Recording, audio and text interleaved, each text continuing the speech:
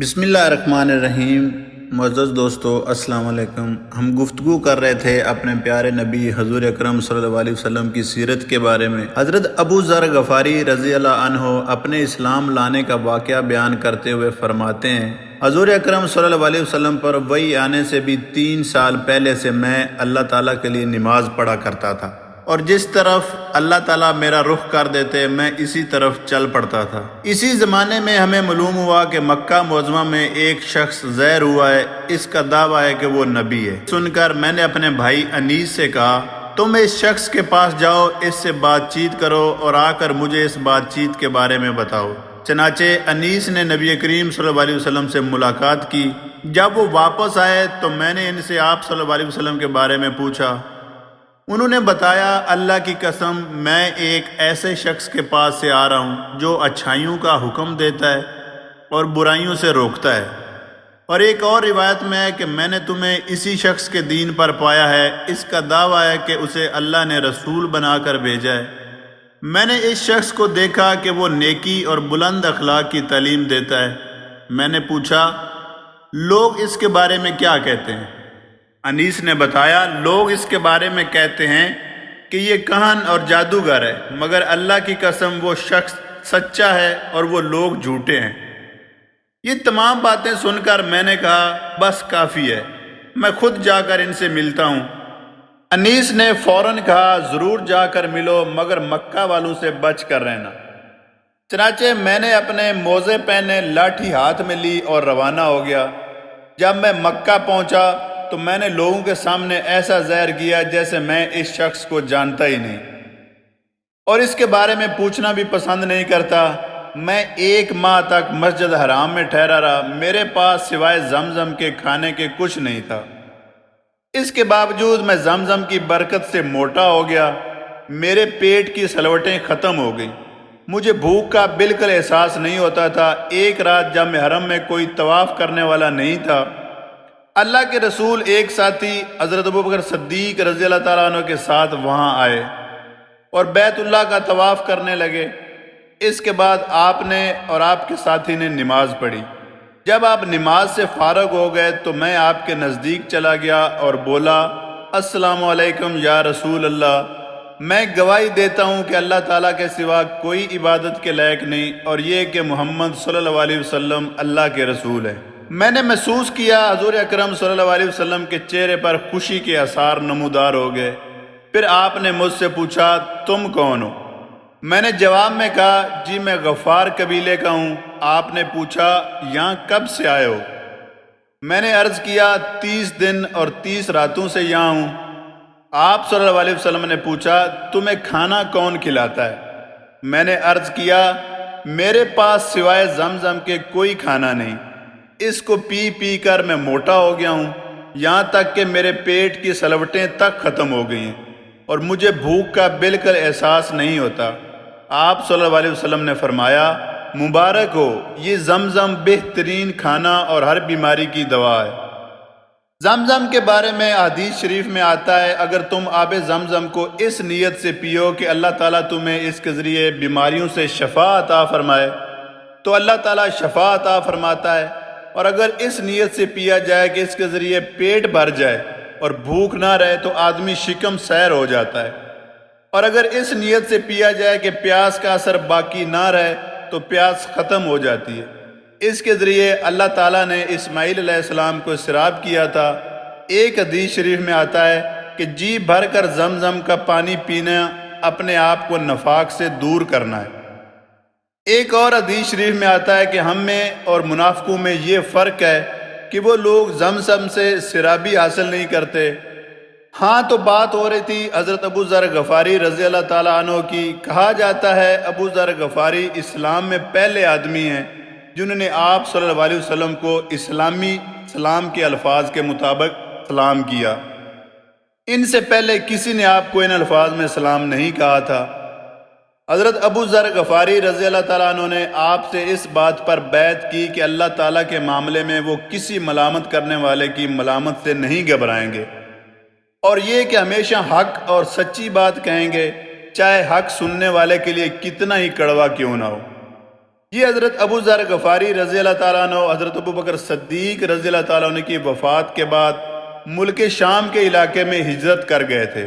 پھر حضرت عثمان غنی رضی اللہ تعالیٰ عنہ کی خلافت میں انہیں شام سے واپس بلا لیا گیا اور پھر یہ ربضہ کے مقام پر آ کر رہنے لگے۔ ربضہ کے مقام پر ہی ان کی وفات ہوئی تھی۔ ان کے ایمان لانے کے بارے میں ایک روایت یہ ہے کہ جب یہ مکہ معظمہ آئے تو ان کی ملاقات حضرت علی رضی اللہ تعالیٰ عنہ سے ہوئی تھی اور حضرت علی رضی اللہ تعالیٰ عنہ نے انہیں نبی کریم صلی اللہ علیہ وسلم سے ملوایا تھا۔ ابو ذر کہتے ہیں بیعت کرنے کے بعد نبی کریم صلی اللہ علیہ وسلم انہیں ساتھ لے گئے۔ ایک جگہ حضرت ابوبکر صدیق رضی اللہ تعالیٰ عنہ نے ایک دروازہ کھولا، ہم اندر داخل ہوئے۔ ابوبکر صدیق رضی اللہ تعالیٰ عنہ نے ہمیں انگور پیش کیے۔ اس طرح یہ پہلا کھانا تھا جو میں نے مکہ میں آنے کے بعد کھایا۔ اس کے بعد نبی کریم صلی اللہ علیہ وسلم نے ان سے فرمایا، اے ابو ذر، اس معاملے کو ابھی چھپائے رکھنا، اب تو تم اپنی قوم میں واپس جاؤ اور انہیں بتاؤ تاکہ وہ لوگ میرے پاس آ سکیں۔ پھر جب تمہیں معلوم ہو کہ ہم نے خود اپنے معاملے کا کھلم کھلا اعلان کر دیا ہے تو اس وقت تم ہمارے پاس آ جانا۔ آپ کی بات سن کر حضرت ابوذرغفاری رضی اللہ تعالیٰ عنہ بولے، قسم ہے اس ذات کی جس نے آپ کو سچائی دے کر بھیجا، میں ان لوگوں کے درمیان کھڑے ہو کر پکار کر اعلان کروں گا۔ حضرت ابو ذر رضی اللہ تعالیٰ عنہ کہتے ہیں میں ایمان لانے والے دیہاتی لوگوں میں سے 5واں آدمی تھا۔ غرض جس وقت قریش کے لوگ حرم میں جمع ہوئے انہوں نے بلند آواز میں چلا کر کہا، میں گواہی دیتا ہوں سوائے اللہ کے کوئی معبود نہیں اور میں گواہی دیتا ہوں کہ محمد اللہ تعالیٰ کے رسول ہیں۔ بلند آواز میں یہ اعلان سن کر قریشیوں نے کہا، اس بد دین کو پکڑ لو۔ انہوں نے حضرت ابو ذر رضی اللہ تعالیٰ عنہ کو پکڑ لیا اور بے انتہا مارا۔ ایک روایت میں الفاظ یہ ہیں، وہ لوگ ان پر چڑھ دوڑے، پوری قوت سے انہیں مارنے لگے یہاں تک کہ وہ بے ہوش ہو کر گر پڑے۔ اس وقت حضرت عباس رضی اللہ تعالیٰ عنہ درمیان میں آ گئے۔ وہ ان پر جھک گئے اور قریشیوں سے کہا، تمہارا برا ہو، کیا تمہیں معلوم نہیں کہ یہ شخص قبیلہ غفار سے ہے؟ ان کا علاقہ تمہاری تجارت کا راستہ ہے۔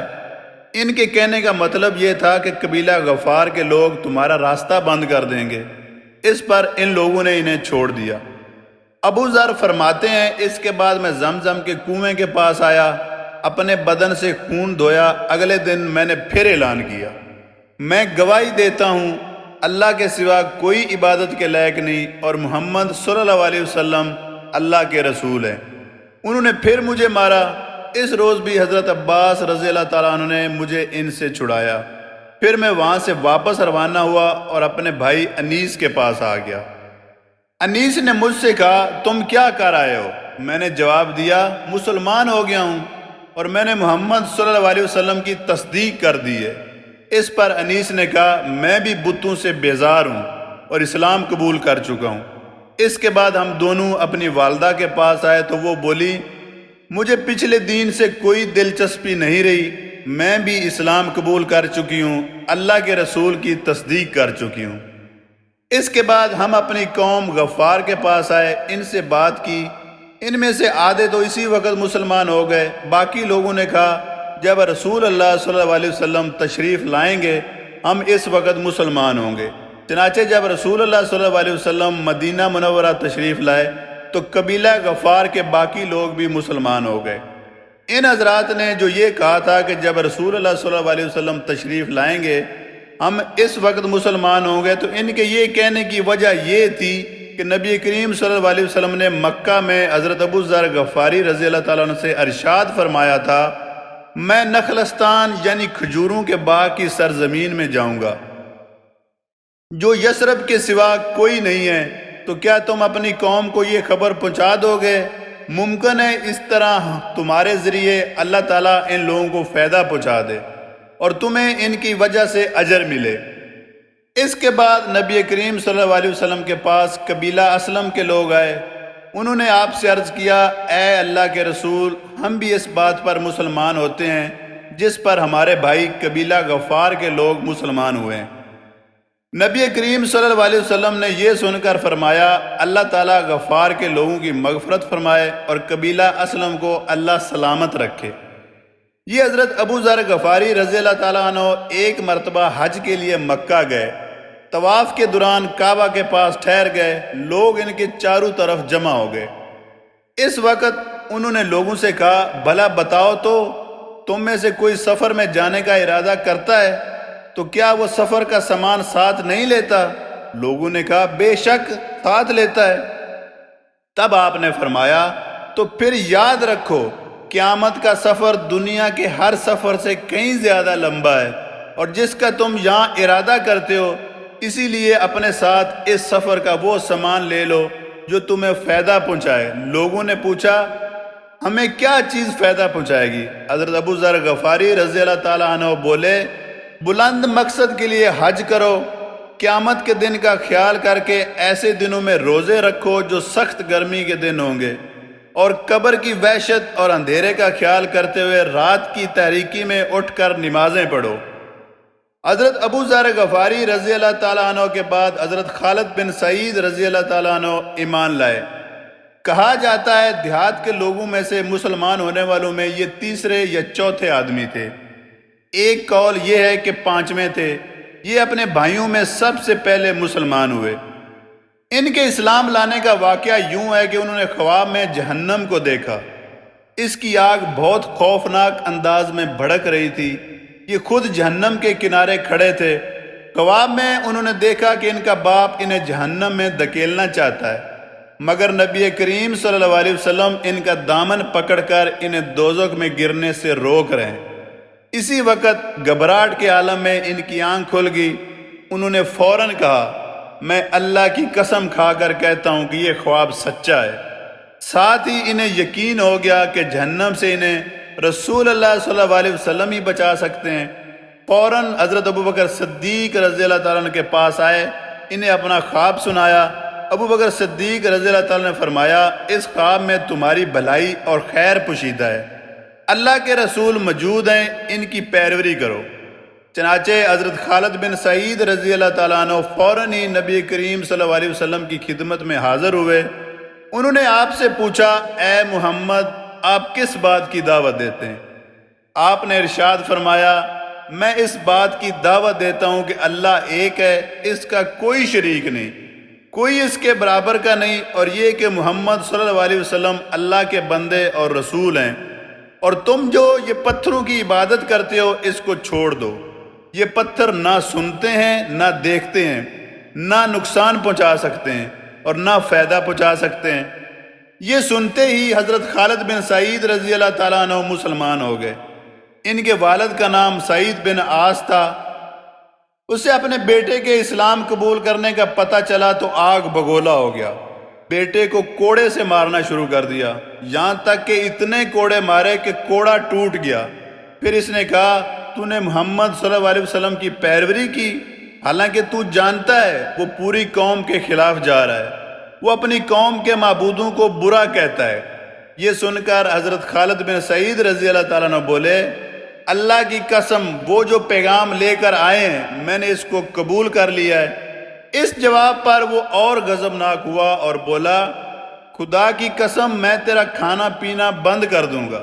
حضرت خالد بن سعید رضی اللہ تعالیٰ نے جواب دیا، اگر آپ میرا کھانا پینا بند کر دیں گے تو اللہ تعالیٰ مجھے روٹی دینے والا ہے۔ تنگ آ کر سعید نے اپنے بیٹے کو گھر سے نکال دیا، ساتھ ہی اپنے باقی بیٹوں سے کہا، اگر تم میں سے کسی نے بھی اس سے بات چیت کی میں اس کا بھی یہی حشر کروں گا۔ حضرت خالد بن سعید رضی اللہ تعالیٰ عنہ گھر سے نکل کر حضور اکرم صلی اللہ علیہ وسلم کی خدمت میں آ گئے۔ اس کے بعد وہ آپ کے ساتھ ہی رہنے لگے، باپ سے بالکل بے تعلق ہو گئے، یہاں تک کہ جب مسلمانوں نے کافروں کے مظالم سے تنگ آ کر حبشہ کی طرف ہجرت کی تو یہ ہجرت کرنے والوں میں سے پہلے آدمی تھے۔ ایک مرتبہ ان کا باپ بیمار ہوا، اس وقت اس نے قسم کھائی، اگر خدا نے مجھے اس بیماری سے صحت دے دی تو میں مکہ میں کبھی محمد کے خدا کی عبادت نہیں ہونے دوں گا۔ باپ کی یہ بات حضرت خالد بن سعید رضی اللہ تعالیٰ تو پہنچی تو انہوں نے کہا، اے اللہ، اسے اس مرض سے کبھی نجات نہ دینا۔ چنانچہ ان کا باپ اسی مرض میں مر گیا۔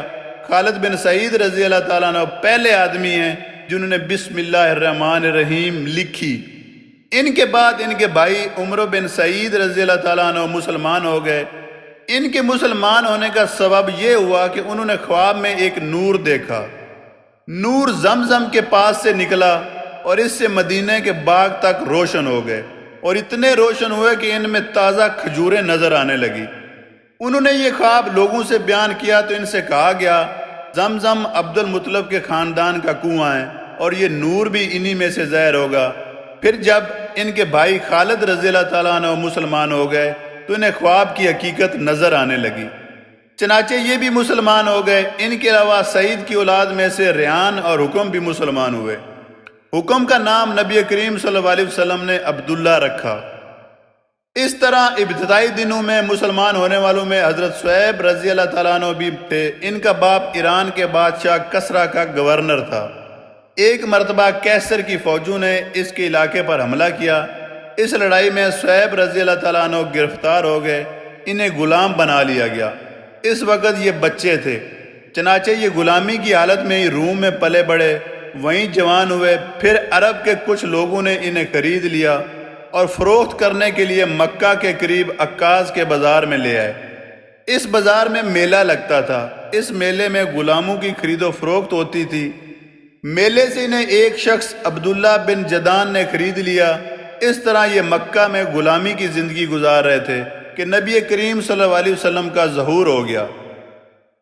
ان کے دل میں آئی کہ جا کر ان کی بات تو سنوں۔ یہ سوچ کر گھر سے نکلے۔ راستے میں ان کی ملاقات عمار بن یاسر رضی اللہ تعالیٰ عنہ سے ہوئی۔ انہوں نے ان سے پوچھا شعیب کہاں جا رہے ہو؟ یہ فوراً بولے میں محمد صلی اللہ علیہ وسلم کے پاس جا رہا ہوں تاکہ ان کی بات سنوں اور دیکھوں وہ کس چیز کی طرف دعوت دیتے ہیں۔ یہ سن کر عمار بن یاسر رضی اللہ تعالیٰ عنہ بولے میں بھی اسی ارادے سے گھر سے نکلا ہوں۔ یہ سن کر شعیب رضی اللہ تعالیٰ عنہ بولے تب پھر اکٹھے ہی چلتے ہیں۔ اب دونوں ایک ساتھ قدم اٹھانے لگے۔ حضرت شعیب اور حضرت عمار رضی اللہ تعالیٰ عنہ دونوں آپ صلی اللہ علیہ وسلم کی خدمت میں حاضر ہوئے۔ آپ نے دونوں کو اپنے پاس بٹھایا۔ جب یہ بیٹھ گئے تو آپ نے ان کے سامنے اسلام پیش کیا اور قرآن پاک کی جو آیات آپ پر اس وقت تک نازل ہو چکی تھی وہ پڑھ کر سنائی۔ ان دونوں نے اسی وقت اسلام قبول کر لیا۔ اسی روز شام تک یہ دونوں نبی کریم صلی اللہ علیہ وسلم کے پاس رہے۔ شام کو دونوں چپکے سے چلے آئے۔ حضرت عمار رضی اللہ تعالیٰ عنہ سیدھے اپنے گھر پہنچے تو ان کے ماں باپ نے ان سے پوچھا کہ دن بھر کہاں تھے؟ انہوں نے فوراً ہی بتا دیا کہ وہ مسلمان ہو چکے ہیں۔ ساتھ ہی انہوں نے ان کے سامنے بھی اسلام پیش کیا، اور اس دن انہوں نے قرآن پاک کا جو حصہ یاد کیا تھا وہ ان کے سامنے تلاوت کیا۔ ان دونوں کو یہ کلام بے حد پسند آیا۔ دونوں فوراً ہی بیٹے کے ہاتھ پر مسلمان ہو گئے۔ اسی بنیاد پر نبی کریم صلی اللہ علیہ وسلم حضرت عمار بن یاسر رضی اللہ تعالیٰ عنہ کو طیب مطیب کہا کرتے تھے، یعنی پاک باز اور پاک کرنے والا۔ اسی طرح حضرت عمر رضی اللہ تعالیٰ عنہ اسلام لائے تو کچھ عرصے بعد ان کے والد حضرت حسین رضی اللہ تعالیٰ عنہ بھی مسلمان ہو گئے۔ ان کے اسلام لانے کی تفصیل یوں ہے میرے دوستو، ذرا غور سے سنیں اور اپنا ایمان تازہ کریں۔ ایک مرتبہ قریش کے لوگ نبی کریم صلی اللہ علیہ وسلم سے ملاقات کے لیے آئے۔ ان میں حضرت حسین رضی اللہ تعالیٰ عنہ بھی تھے۔ قریش کے لوگ تو باہر رہ گئے، حسین رضی اللہ تعالیٰ عنہ اندر چلے گئے۔ نبی کریم صلی اللہ علیہ وسلم نے انہیں دیکھ کر اپنے ساتھیوں سے فرمایا ان بزرگ کو جگہ دو۔ جب یہ بیٹھ گئے تب حضرت حسین رضی اللہ تعالیٰ نے کہا یہ آپ کے بارے میں ہمیں کیسی باتیں معلوم ہو رہی، آپ ہمارے معبودوں کو برا کہتے ہیں۔ نبی کریم صلی اللہ علیہ وسلم نے ارشاد فرمایا اے حسین آپ کتنے معبودوں کو پوجتے ہیں؟ حضرت حسین رضی اللہ تعالیٰ نے جواب دیا ہم 7 معبودوں کی عبادت کرتے ہیں، ان میں سے 6 تو زمین پر ہیں، 1 آسمان پر۔ اس پر آپ صلی اللہ علیہ وسلم نے فرمایا اور اگر آپ کو کوئی نقصان پہنچ جائے تو پھر آپ کس سے دعا مانگتے ہیں؟ حضرت حسین رضی اللہ تعالیٰ نے بولے اس صورت میں ہم اس سے دعا مانگتے ہیں جو آسمان میں ہے۔ یہ جواب سن کر آپ صلی اللہ علیہ وسلم نے فرمایا وہ تو تنہا تمہاری دعائیں سن کر پوری کرتا ہے اور تم اس کے ساتھ دوسروں کو بھی شریک کرتے ہو۔ اے حسین کیا تمہیں اپنے اس شرک سے خوش ہو؟ اسلام قبول کرو، اللہ تعالیٰ تمہیں سلامتی دے گا۔ حضرت حسین رضی اللہ تعالیٰ یہ سنتے ہی مسلمان ہو گئے۔ اسی وقت ان کے بیٹے عمران رضی اللہ تعالیٰ عنہ اٹھ کر باپ کی طرف بڑھے اور ان سے لپٹ گئے۔ اس کے بعد حضرت حسین رضی اللہ تعالیٰ نے واپس جانے کا ارادہ کیا تو آپ نے اپنے صحابہ کرام رضوان اللہ اجمعین سے فرمایا انہیں ان کے گھر تک پہنچا کر آئیں۔ حضرت حسین رضی اللہ تعالیٰ عنہ جب دروازے سے باہر نکلے تو وہاں قریش کے لوگ موجود تھے۔ انہوں نے دیکھتے ہی بولے لو یہ بھی بے دین ہو گیا۔ اس کے بعد وہ سب لوگ اپنے گھروں کو لوٹ گئے اور صحابہ کرام رضوان اللہ اجمعین نے حضرت حسین رضی اللہ تعالیٰ عنہ کو ان کے گھر تک پہنچایا۔ اس طرح 3 سال تک نبی کریم صلی اللہ علیہ وسلم خفیہ طور پر تبلیغ کرتے رہے۔ اس دوران جو شخص بھی مسلمان ہوتا تھا وہ مکہ کی گھاٹیوں میں چھپ کر نمازیں ادا کرتا تھا۔ پھر ایک دن ایسا ہوا کہ حضرت سعد بن ابی وقاص رضی اللہ تعالیٰ عنہ کچھ دوسرے صحابہ کے ساتھ مکہ کی ایک گھاٹی میں تھے کہ اچانک وہاں قریش کی ایک جماعت پہنچ گئی۔ اس وقت یہ صحابہ کرام نماز پڑھ رہے تھے۔ مشرکوں کو یہ دیکھ کر بہت غصہ آیا، وہ ان پر چڑھ دوڑے، ساتھ میں برا بھلا بھی کہہ رہے تھے۔ ایسے میں حضرت سعد بن ابی وقاص رضی اللہ تعالیٰ نے ان میں سے ایک کو پکڑ لیا اور اس کو ایک ضرب لگائی، اس سے اس کی کھال پھٹ گئی، خون بہہ نکلا۔ یہ پہلا خون ہے جو اسلام کے نام پر بہایا گیا۔ اب قریشی دشمنی پر اتر آئے۔ اس بنا پر نبی کریم صلی اللہ علیہ وسلم نے حضرت ارقم رضی اللہ تعالیٰ کے مکان میں تشریف لے آئے تاکہ دشمنوں سے بچاؤ رہے۔ اس طرح حضرت ارقم رضی اللہ تعالیٰ کا یہ مکان اسلام کا پہلا مرکز بنا۔ اس مکان کو دار ارقم کہا جاتا ہے۔ نبی کریم صلی اللہ علیہ وسلم کے دار ارقم میں تشریف لانے سے پہلے لوگوں کی ایک جماعت مسلمان ہو چکی تھی۔ اب نماز دار ارقم میں ادا ہونے لگی۔ نبی کریم صلی اللہ علیہ وسلم صحابہ کرام رضوان اللہ اجمعین کو وہیں نماز پڑھاتے، وہیں بیٹھ کر عبادت کرتے اور مسلمانوں کو دین کی تعلیم دیتے۔ اس طرح 3 سال گزر گئے۔ پھر اللہ تعالیٰ نے آپ کو اعلانیہ تبلیغ کا حکم فرمایا۔ اعلانیہ تبلیغ کی ابتدا بھی دار ارقم سے ہوئی۔ پہلے آپ یہاں خفیہ طور پر دعوت دیتے رہے، یہاں تک کہ اللہ تعالیٰ نے سورہ شعراء میں آپ کو حکم فرمایا اور آپ اپنے نزدیک کے اہل خاندان کو ڈرائیے۔ یہ حکم ملتے ہی آپ کافی پریشان ہوئے، یہاں تک کہ آپ کی پھوپھیوں نے خیال کیا کہ آپ کچھ بیمار ہیں، چنانچہ وہ آپ کی بیمار پرسی کے لیے آپ کے پاس آئیں۔ تب آپ نے ان سے فرمایا میں بیمار نہیں ہوں، بلکہ مجھے اللہ تعالیٰ نے حکم دیا ہے کہ میں اپنے قریبی رشتہ داروں کو آخرت کے عذاب سے ڈراؤں، اس لیے میں چاہتا ہوں کہ تمام بنی عبد المطلب کو جمع کروں اور انہیں اللہ کی طرف آنے کی دعوت دوں۔ یہ سن کر آپ کی پھوپھیوں نے کہا ضرور جمع کریں، مگر ابو لہب کو نہ بلائیے گا کیونکہ وہ ہرگز آپ کی بات نہیں مانے گا۔ ابو لہب کا دوسرا نام عبدالزا تھا، یہ آپ کا چچا تھا اور بہت خوبصورت تھا مگر بہت سنگ دل اور مغرور تھا۔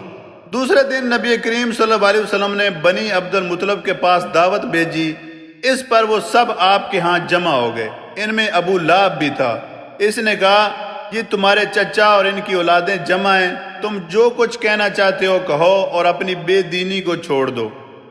ساتھ ہی تم یہ بھی سمجھ لو کہ تمہاری قوم میں یعنی ہم میں اتنی طاقت نہیں ہے کہ تمہاری خاطر سارے عربوں سے دشمنی لے سکیں، لہٰذا اگر تم اپنے معاملے پر اڑے رہے تو تم خود تمہارے خاندان والوں ہی کا سب سے زیادہ فرض ہوگا کہ تمہیں پکڑ کر قید کر دیں، کیونکہ قریش کے تمام خاندان اور قبیلے تم پر چڑھ دوڑیں۔